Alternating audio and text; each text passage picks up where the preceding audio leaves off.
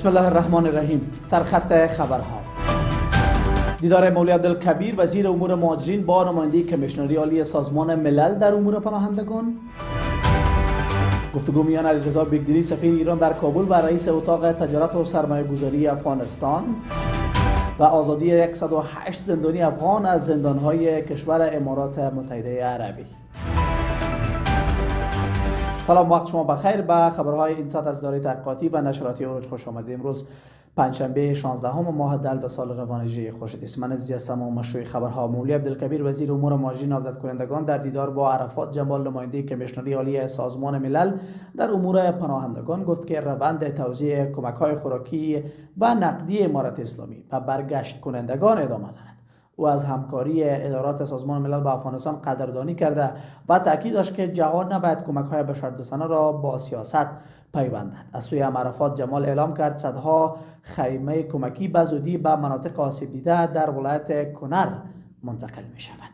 علیرضا بیگدری سفیر ایران در کابل با سید کریم هاشمی رئیس اتاق تجارت و سرمایه گذاری افغانستان دیدار کرد.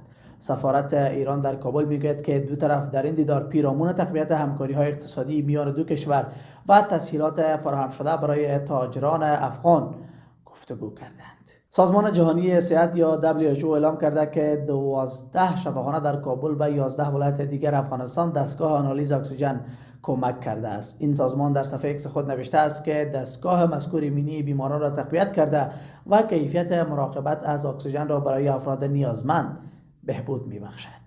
و در واپسین خبر وزارت امور خارجه میگوید که دولت امارات متحده عربی به مناسبت روز ملی این کشور حدود 108 زندانی افغان را از زندانها آزاد کرده است. به گفته این وزارت شماری از افراد مذکور به کشور بازگشتند و روند بازگشت متوقع آنان نیز پس از تکمیل مراحل قانونی در آینده نزدیک انجام خواهد شد. این وزارت با قدردانی از دولت امارات متحده عربی به خاطر این اقدام بشردوستانه اطمینان داده است که به تلاش‌های خود برای پیگیری قضیه‌های زندانیان افغان در خارج از کشور ادامه می‌دهد. ممنون از توجهتان به خبرهای این ساعت. تا دیدار دیگر، بدرود.